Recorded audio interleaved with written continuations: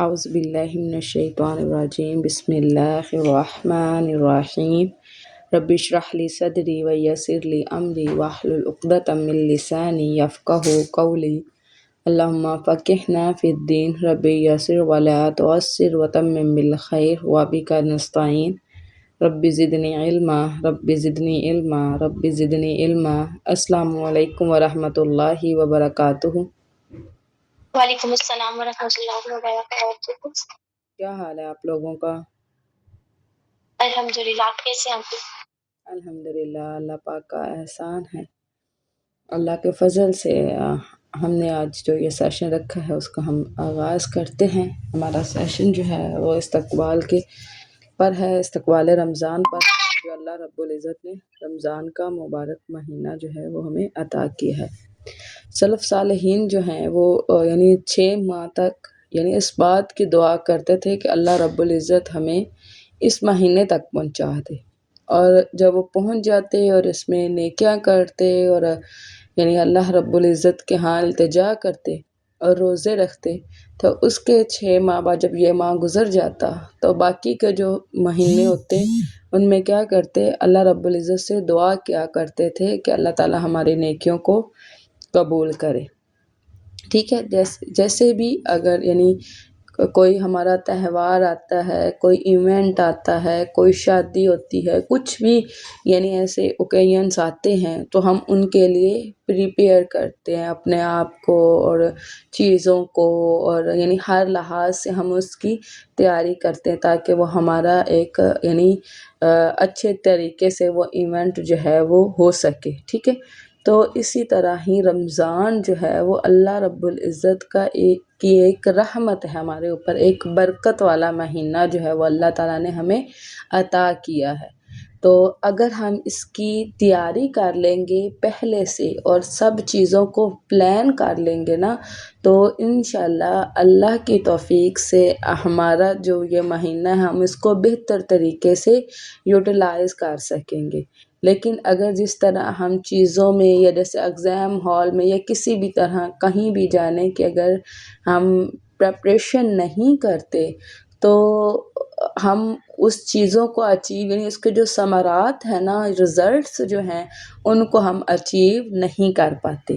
تو بیسیکلی آج کا جو ہمارا سیشن ہے وہ میں آپ کو کچھ چیزیں جو ہیں وہ نوٹ ڈاؤن کرواؤں گی کہ ہم نے اس ماہ میں کون سی کام جو ہیں وہ کرنے ہیں۔ ٹھیک ہے، بیسیکلی بہت سارے آپ کو یوٹیوبس پہ بھی اور اللہ کے فضل سے بہت سارے لوگ جو ہیں وہ اس پر کام کر رہے ہیں اور آپ کو بہت کچھ جو ہے وہ مل جائے گا۔ ٹھیک ہے، لیکن میرا مقصد جو ہے وہ آپ کو آپ کو ہیلپ کرنا ہے کہ آپ نے کس طرح چیزوں کو مینیج کرنا ہے اور کس طرح پرائورٹائز کرنا ہے۔ دیکھیں، ظلم کی ڈیفینیشن بھی یہی ہے کہ آپ کسی چیز کو اس کے اصل مقام پر نہ رکھیں۔ اب جیسے یہ مہینہ ہے اور یہ نیکیوں کا بہار کا مہینہ ہے، ویسے بھی بہار کا مہینہ الحمدللہ، لیکن اس میں نیکیوں کی بہار ہے، اس میں اللہ کی رضا حاصل کرنے کا یہ مہینہ ہے۔ اور اگر ہم اس مہینے میں بھی اللہ کا قرب حاصل نہ کر سکے، اس کا مطلب یہ ہے کہ ہم نے اس مہینے کو جو ہے وہ ضائع کر دیا، ہم اس کے اصل مقصد تک جو ہے وہ نہیں پہنچ سکے۔ ٹھیک ہے، ہم نے ظلم کیا۔ ٹھیک ہے، اور ظلم یہ بھی ہے کہ ہم چیزوں کو پرائورٹائز نہ کر پائیں، کہ ہمیں پتہ ہی نہ ہو کہ ہم نے کون سا کام جو ہے وہ پہلے کرنا ہے اور کون سا کام جو ہے وہ بعد میں کرنا ہے۔ ٹھیک ہے، تو اس طرح اب آپ نے ان چیزوں کو ساتھ لے کر چلنا ہے، اور علم کی بہترین شکل یہ ہے کہ لکھ لیں۔ جس طرح نبی صلی اللہ علیہ وسلم پر جیسے ہی وحی ہوتی تھی، نبی صلی اللہ علیہ وسلم جو ہے کاتبین وحی کو بلاتے، ان کو کہتے کہ لکھ لیں۔ اسی طرح جو حدیث تھی وہ بھی لکھی گئی۔ ٹھیک ہے، اور سیدنا علی رضی اللہ تعالیٰ عنہ کا بھی قول ہے کہ اس کو لکھ لینا چاہیے، کیونکہ بعد میں ایسا ہوا کہ بہت سارے جو حدیث کی اور قرآن کے حافظ تھے۔ ٹھیک ہے، ہمارے ہاں صرف قرآن حفظ کیا جاتا ہے نا، لیکن یعنی سعودیہ میں بھی اور ابھی بھی پوری حدیث بھی حفظ کی جاتی ہیں، ٹھیک ہے۔ تو ان کا کیا ہوا کہ یعنی آخری وقت میں جیسے چیزیں یاد نہیں رہتی تو وہ بھول گئے، تو وہ لوگ جنہوں نے لکھ لیا وہ جو ہے یعنی ان کو اینڈ تک وہ چیزیں ان کے پاس جو ہے وہ رہی، ٹھیک ہے۔ تو ہم نے چیزوں کو ساتھ میں ساتھ جو ہے وہ لکھنا ہے، ٹھیک ہے۔ رمضان جو ہے ہم اس کی فضیلت پر بات کریں گے۔ قرآن پاک کا نزول کا مہینہ ہے کہ اللہ رب العزت نے اس ماہ میں جو ہے وہ وحی کو اتارا ہے، یعنی آپ دیکھیں آسمان سے اللہ کا کلام اترا ہے، یعنی جس کو اللہ نے خود لکھا ہے، یعنی یہ کتنی بڑی بات ہے۔ یعنی اللہ جو اس پوری کائنات کا رب ہے، اس نے اس کتاب کو اتارا، اور کس مہینے پر اتارا؟ رمضان، یعنی کتاب بھی مبارک ہے، جس پر اتارا گیا وہ بھی مبارک ہے، اور جس مہینے میں اترا یہ بھی مبارک ہے۔ تو اس کتاب کی وجہ سے رمضان کریم کی شان جو ہے وہ بڑھ جاتی ہے، ٹھیک ہے۔ پھر اس کے بعد اگر ہم دیکھیں تو اللہ رب العزت نے قرآن پاک میں بھی ہمیں فرمایا ہے کہ اس رات میں لیلۃ القدر ہے، یعنی آپ کیا جانو کہ لیلۃ القدر کیا ہے، ٹھیک ہے۔ تو اس میں کیا ہے کہ یعنی تقدیر ہے، ٹھیک ہے، تقدیر کے معاملات یعنی محکم فیصلے جو ہیں وہ ہوتے ہیں، ٹھیک ہے۔ اور اسی طرح شیاطین بھی جکڑ لیے جاتے ہیں، یعنی جو عالم غیب ہے وہاں پر بھی اس رمضان کے مہینے میں جو ہے وہ تبدیلیاں رونما ہو رہی ہوتی ہیں۔ جیسے ہم نے کہا کہ جنت کے دروازے کھول دیے جاتے ہیں، ہم نے پڑھا، ٹھیک ہے، اور جہنم کے دروازے جو ہیں وہ بند ہو جاتے ہیں، اور سرکش شیاطین جو ہے وہ جکڑ لیے جاتے ہیں۔ تو جب ان سین ورلڈ میں اتنی تبدیلیاں ہو رہی ہوتی ہیں تو ضروری ہے کہ جو سین ورلڈ ہے اس کے اوپر اس کے اثرات آئیں، ٹھیک ہے۔ اب میں اس کی ڈیٹیلنگ میں نہیں جاؤں گی کہ کس طرح شیاطین جو ہے وہ جکڑ لیے جاتے ہیں، اور کیسے جو ہے وہ جنت کے دروازے کھولے جاتے ہیں، اور کیسے جہنم کے دروازے جو ہے وہ بند کیے جاتے ہیں، ٹھیک ہے۔ تو یہ کیا ہے؟ یہ اللہ کا فضل ہے، ٹھیک ہے۔ اب آگے کیا ہے کہ جو عمل ہے وہ اس کا جو اجر ہے اس مہینے میں کئی گنا جو ہے وہ بڑھا دیا جاتا ہے، ٹھیک ہے۔ تو اس کا مطلب یہ ہے کہ اگر ہم تھوڑا سا بھی عمل اس مہینے میں کریں گے تو ہمیں اس کا بہت زیادہ اجر ملے گا، اس لیے ہم اس ٹائم کو ویسٹ نہیں کر سکتے۔ جیسے ہر چیز کا ایک ٹائم ہے، جیسے نماز کا ٹائم ہے، جیسے آپ کی جاب کا ایک ٹائم ہے، آپ کی جوانی کا ایک ٹائم ہے، یہی ہے نا۔ ہم سے پوچھا جائے گا کہ جوانی کہاں پہ لگائے، تو اٹس مین کہ آپ کے ٹائم کے بارے میں پوچھا جائے گا کہ آپ نے ٹائم کہاں پر لگایا۔ تو اس ٹائم کو ہم ضائع نہیں کر سکتے۔ مہینہ ایک ہے، یعنی یہ بھی ٹائم ہے نا، تو ٹائم کو ضائع ہم نے نہیں کرنا۔ اب کیا ہے؟ اب ہم ان چیزوں کی طرف آتے ہیں جو ہم نے کرنی ہے، ٹھیک ہے۔ تو سب سے پہلے کیا ہے؟ سب سے پہلے آپ پوائنٹ لکھ لیں کہ سب سے پہلے توبہ کرنی ہے، استغفار کرنی ہے۔ کیونکہ جب ہم نے کوئی چیز جیسے یوز کرنی ہوتی ہے، جیسے اگر کوئی کپڑا خراب ہو تو ہم اس کو نہیں پہنتے، ہم اس کو پہلے واش کرتے ہیں۔ کوئی برتن خراب ہو، کیا ہم اس کو یعنی خراب برتن کے اندر جیسے کہ دودھ ہے، برکت والی چیز ہے، آپ نہیں ڈال سکتے، کیونکہ وہ اس کو بھی خراب کر دے، پہلے اس کو واش کرنا ہوگا نا تاکہ وہ صاف ہو۔ اسی طرح ابھی رمضان کے آنے میں کوئی 7 یا 8 دن باقی ہیں، تو ہم نے کیا کرنا ہے کہ ہم نے توبہ کرنی ہے اپنے گناہوں سے، استغفار کرنی ہے۔ کیوں؟ تاکہ ہمارے سینے جو ہیں ان کے اوپر جو داغ لگ چکے ہیں، جو دھبے لگ چکے ہیں، جیسے حدیث میں ہے کہ ایک انسان گناہ کرتا ہے نا جب، تو اس کے سینے پر ایک داغ لگ جاتا ہے، اگر وہ توبہ استغفار کرتا ہے تو اللہ اس کے جو داغ ہیں اس کو مٹا دیتا ہے، لیکن اگر وہ استغفار نہیں کرتا تو وہ داغ لگ کے کیا ہوتا ہے، پورا سینہ جو ہے وہ اس کا یعنی سیاہ ہو جاتا ہے۔ اس لیے پہلی دفعہ کیا، سب سے پہلے کیا عمل کرنے کا ہے؟ استغفار کرنا ہے۔ ہم نے اپنے ہارٹس کو پیوریفائی کرنا ہے، اور نبی صلی اللہ علیہ وسلم کی حدیث ہے کہ نبی صلی اللہ علیہ وسلم ایک دن میں 70 بار جو ہے وہ استغفار کیا کرتے تھے، اب کیا کہ نعوذ باللہ کوئی یعنی ریاکاری ہے کہ نبی صلی اللہ علیہ وسلم ہمیں اپنا عمل بتا رہے؟ نہیں، ریاکاری کی وجہ سے نہیں، بلکہ ہمیں شوق دلانے کی وجہ سے کہ نبی ہو کر نبی دن میں 70 دفعہ استغفار کر رہا ہے، ٹھیک ہے؟ تو ہم نے کیا کرنا ہے، ہم نے استغفار کی تسبیحات کرنی ہے اپنی یعنی ہمت کے مطابق کہ جتنا ہم کر سکتے ہیں۔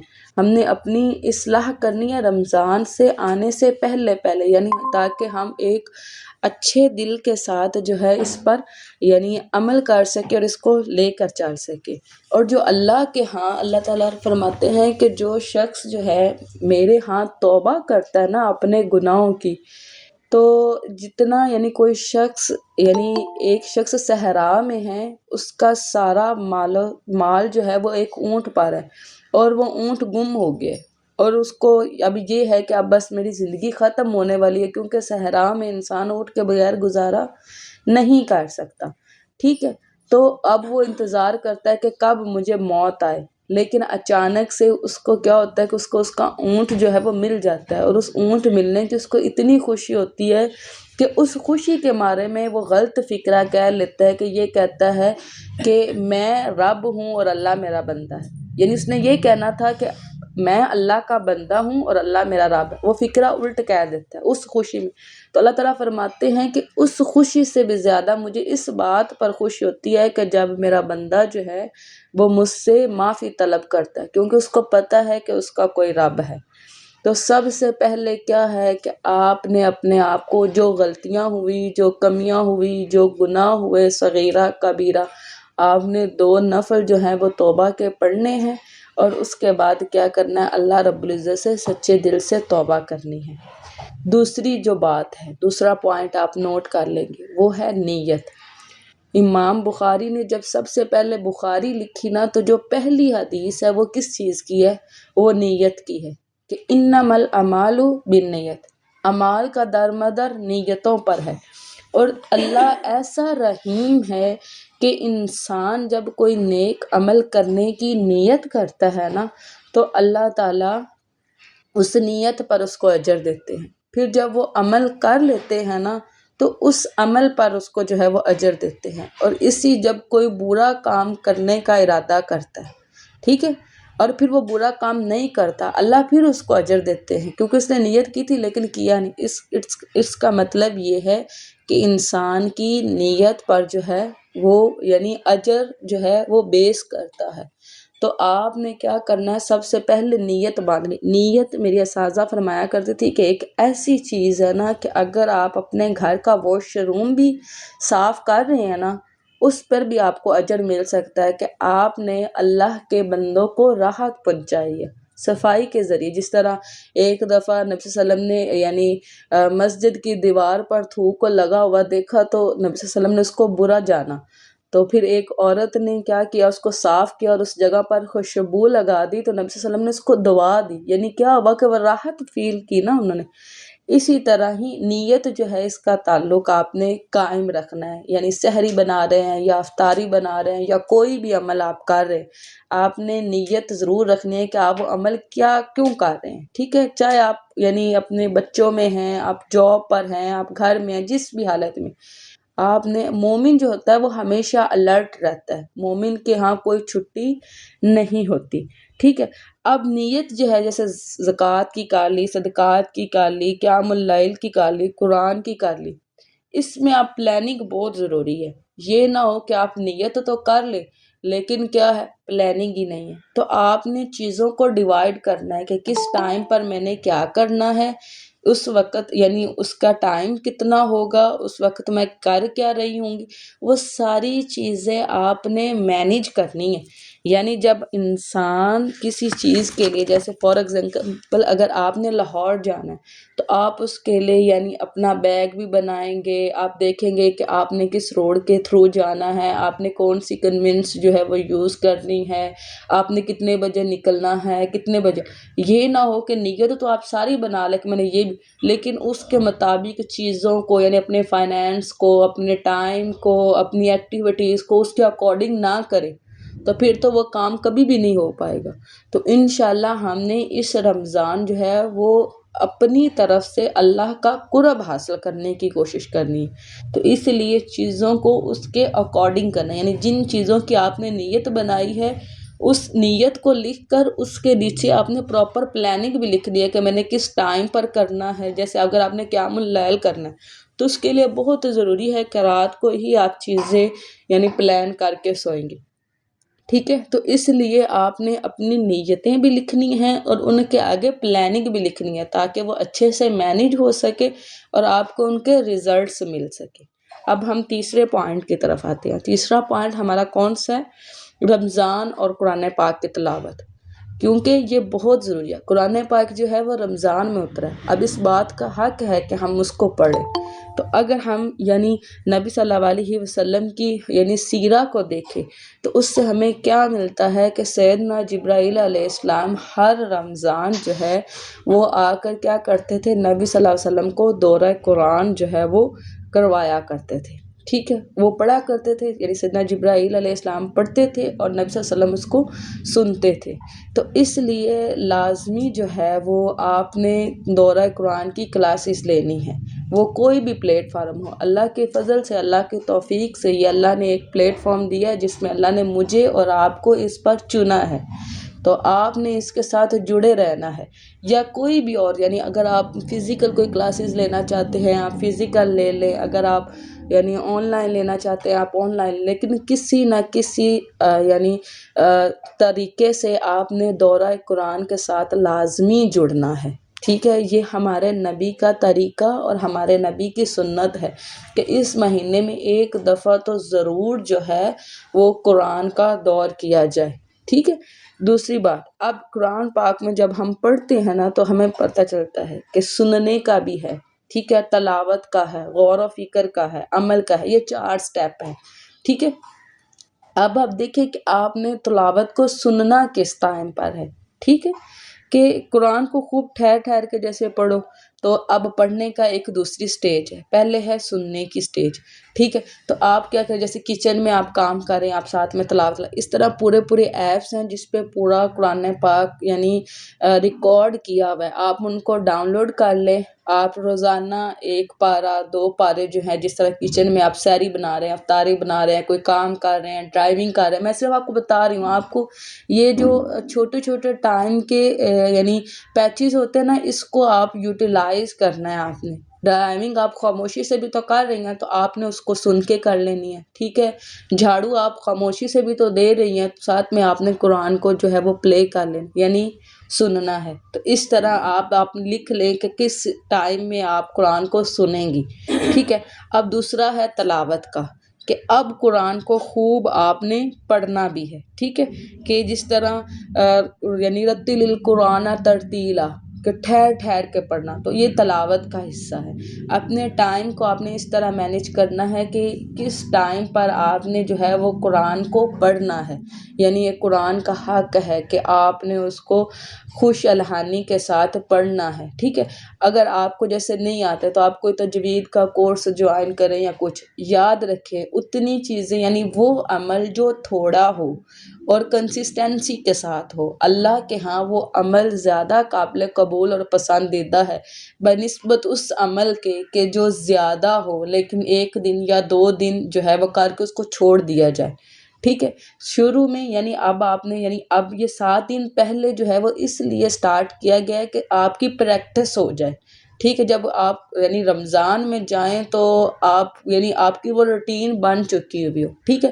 یہ نہ ہو کہ آپ کوئی بھی چیزیں سٹارٹ کریں، یعنی تجوید بھی سٹارٹ کر لیں، تفسیر بھی سٹارٹ کر لیں، سارا کچھ، اور پھر آپ کا کچھ بھی نہ ہو سکے۔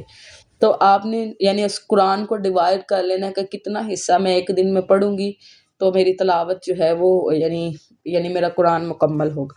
پھر غور و فکر آپ کو دورہ قرآن سے بھی مل جائے گا، یعنی اگر آپ دورہ قرآن کر رہی ہیں تو اس میں آپ کو ایسے پوائنٹس مل جائیں گے کہ جس پر آپ نے قرآن پاک پر غور و فکر کرنا ہے، ٹھیک ہے۔ اور دورہ قرآن سے ہی آپ کو چوتھا بات جو ہے عمل، یعنی کیونکہ ترجمہ چل رہا ہوگا تو آپ اس سے عمل مل جائے گا کہ کرنے کے کیا کام، وہ آپ نے اپنی ڈائری میں نوٹ کر لینے ہیں کہ میرے رب نے آج جب مجھ سے بات کی ہے تو اس نے مجھے یہ فرمایا ہے، اور میں نے یہ ہر حال میں کرنا ہے۔ انشاءاللہ جب قرآن مکمل ہوگا تو آپ کے دل بھی پیوریفائی ہو چکے ہوں گے، یعنی آپ نے ہر روز ایسے لینا ہے کہ یہ آیت آج ہی میرے لیے اللہ نے اتاری ہے، ٹھیک ہے، کہ کیونکہ نماز جو ہے وہ چیز ہے کہ جب آپ اللہ سے بات کرتے ہو، اور قرآن وہ چیز ہے کہ جب اللہ آپ سے بات کرتا ہے، تو انشاءاللہ آپ ڈائریکٹلی جو ہے وہ اس طرح اللہ کے ساتھ آپ کا تعلق جو ہے وہ بنے گا، اور پھر آپ نے اس کو عمل میں لے کے آنا ہے۔ اب ہم اپنے چوتھے پوائنٹ کی طرف آتے ہیں، وہ ہے رمضان اور قیام اللیل، ٹھیک ہے، کہ راتوں کو قیام کرنا، جس کو عربک میں ہم قیام اللیل کہتے ہیں، اس کو ہم اپنی زبان میں نماز تراویح بھی کہتے ہیں، ٹھیک ہے۔ تو یعنی نبی صلی اللہ علیہ وسلم کی حدیث ہے کہ جس نے رمضان کی راتوں میں قیام کیا نا، تو اس کے اللہ تعالیٰ پچھلے سارے گناہ معاف کر دے گا۔ تو ٹھیک ہے، آپ اپنی کوئی نیئر بائی مسجد دیکھیں جس میں آپ تراویح کر سکتے ہوں، یا آپ ایسے کسی قاری کو جو حافظ قرآن ہے، یعنی دوسروں کے لیے صدقہ بنانے کے لیے یا اپنے لیے بھی کیا کریں، کسی قاری کو اپنے گھر یعنی حافظ کو اپنے گھر مقرر کر لے، اور ان کو کہیں کہ آ کر یعنی اپنی سب یعنی فیملی کے یا ارد گرد کے لوگوں کو بھی کہیں، اور ان کو بھی کہیں کہ وہ آئے اور آپ کے گھر اپنے گھر میں آپ جو ہے وہ اس طرح حفظ یعنی تراویح کر سکتی ہیں، ٹھیک ہے، حافظ اگر گھر میں آ کروا دے، یا اگر کوئی مسجد نزدیک ہے، یا جیسے یعنی بہت ساری مساجد ایسی ہوتی ہیں کہ جس میں یعنی پارٹیشن ہوتی ہے، اور یعنی عورتوں کے لیے بھی تراویح کا جو ہے وہ اہتمام کیا جاتا ہے، تو اس طرح آپ تراویح کو وہ آپ کے قیام اللیل کا ہی حصہ ہے، ٹھیک ہے، تو آپ نے اس کو یعنی نبی صلی اللہ علیہ وسلم نے اپنی زندگی میں تراویح پڑھی ہے، اور اس طرح ہمیں سیدہ عائشہ سے بھی آتا تھا کہ ان کے جو غلام تھے وہ آ کر ان کو اس طرح تراویح کروایا کرتے تھے، تو آپ نے اس کو لازمی کرنا ہے قیام اللیل کو، تاکہ اللہ رب العزت جو ہے وہ ہمارے پچھلے گناہ جو ہے وہ معاف کر دے۔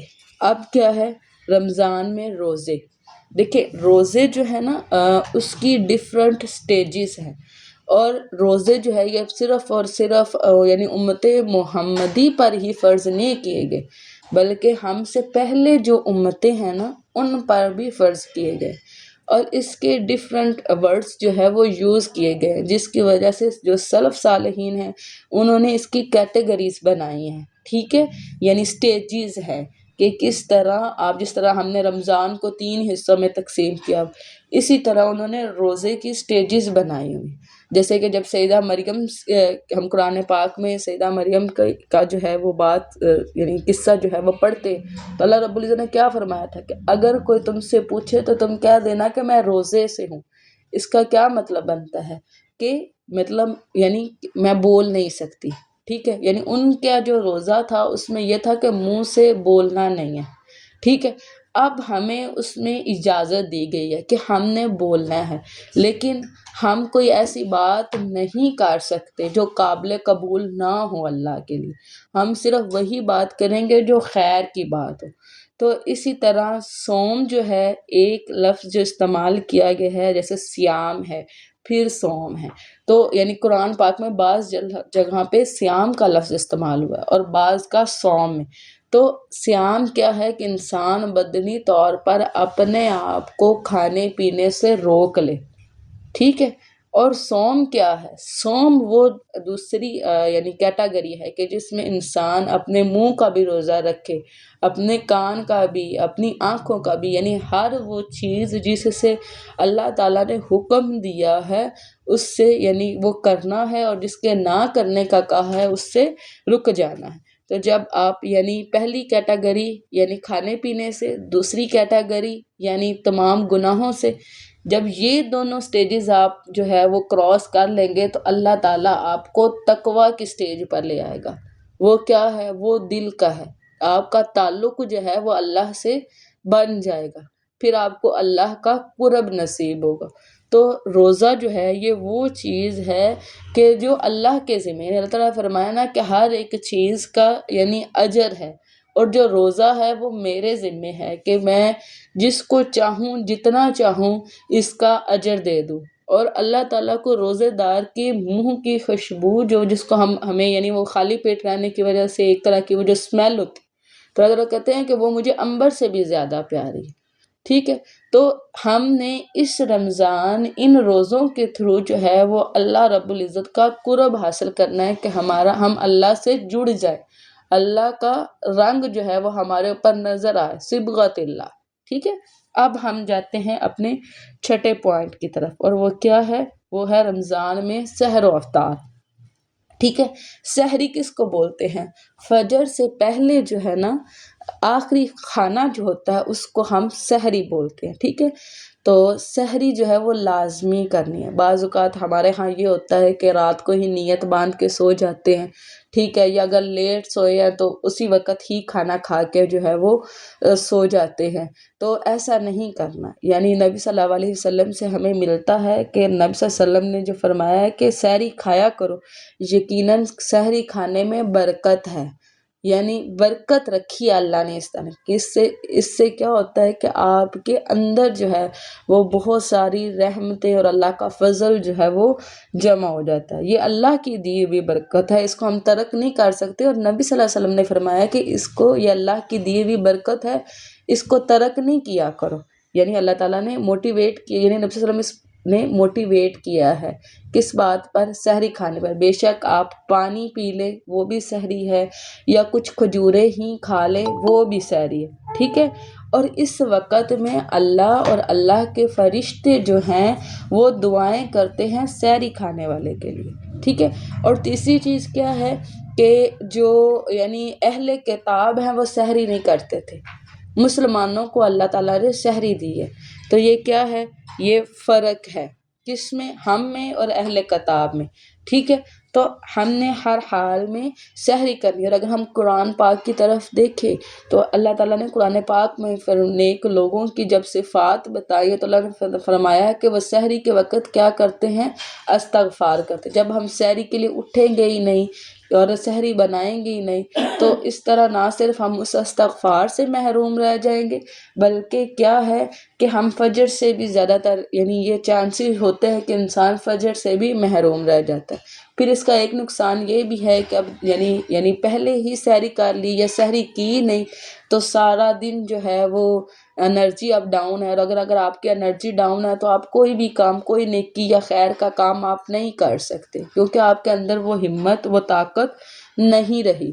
تو آپ نے سحری کو کبھی بھی اسکپ نہیں کرنا، اور یعنی اس کے وقت زیادہ تر یہ کوشش کرنی ہے کہ اس کے وقت آپ استغفار جو ہے وہ آپ کرتے رہیں. ٹھیک ہے، اب ہم جو ہے وہ آتے ہیں اپنے یعنی 7 اور لاسٹ پوائنٹ کی طرف. وہ کیا ہے؟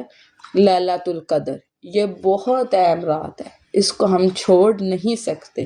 سورہ قدر میں ہے کہ یقیناً ہم نے اس قرآن کو لیلۃ القدر میں نازل کیا. یعنی ایک تو اہم بات یہ ہے کہ اس رات میں اللہ نے کیا کیا؟ قرآن کو نازل کیا.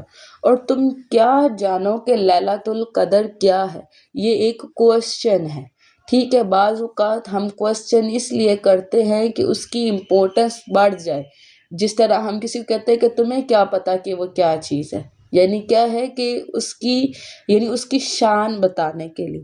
اللہ تعالیٰ فرمانے کہ لیلۃ القدر 1000 مہینوں سے بہتر. یعنی اگر کوئی چیز 1000 مہینے تک کرتے رہیں اور لیلۃ القدر کی ایک رات اس 1000 مہینے سے بہتر ہے.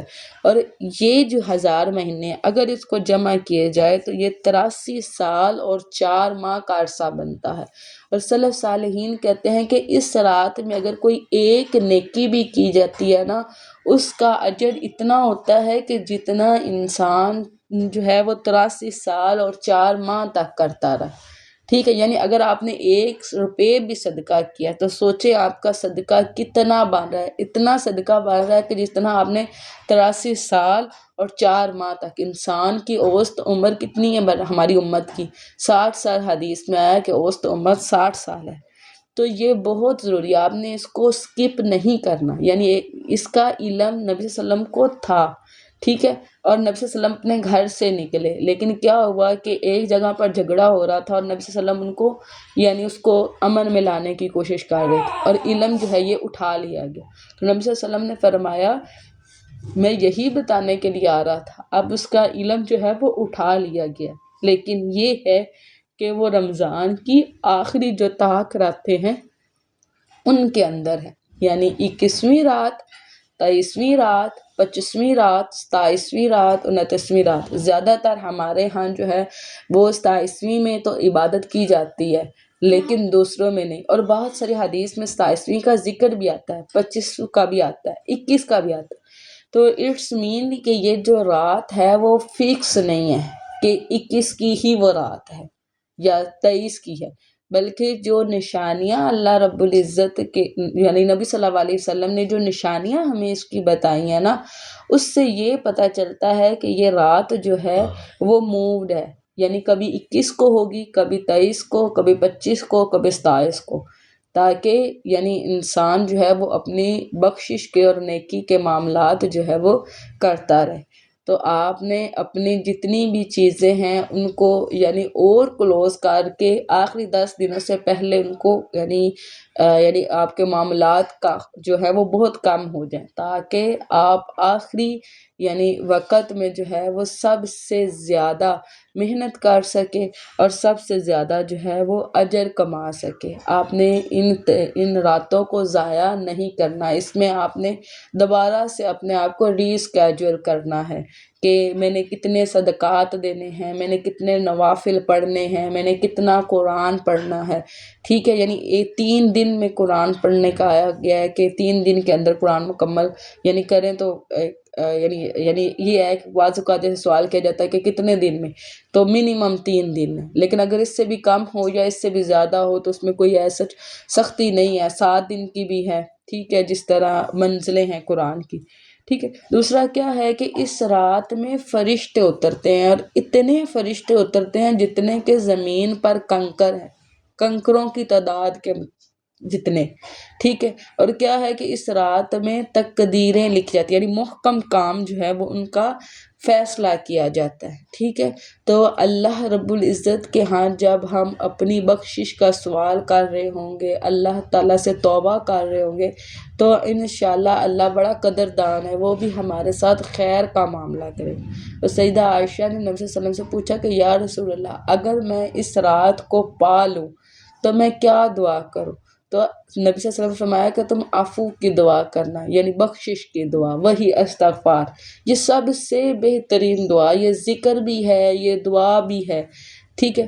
تو آپ نے اس دعا کو کرنا ہے، اور اسی کے ساتھ ہی ہم اپنا سیشن جو ہے وہ مکمل کرتے ہیں، اور اللہ رب العزت سے جو ہے وہ دعا ہے کہ اللہ تعالیٰ ہمیں خیر کے ساتھ اس رمضان میں داخل کرے، اور تمام یعنی جو مصائب ہیں ان سے ہمیں محفوظ رکھے، تاکہ ہم جو ہیں وہ اس رمضان کو اور اس قرآن کو اچھے سے تکمیل کر سکیں، اور نیکی میں جو ہے وہ بڑھ چڑھ کر حصہ لے سکیں۔ آپ لوگوں کا کوئی کوشچن ہے بیٹا تو وہ آپ لوگ مجھ سے پوچھ سکتے ہیں۔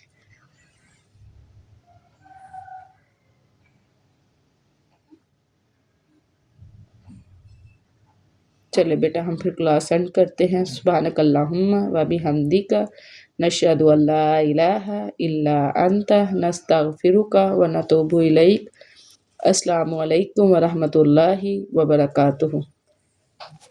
وعلیکم السلام ورحمۃ اللہ وبرکاتہ۔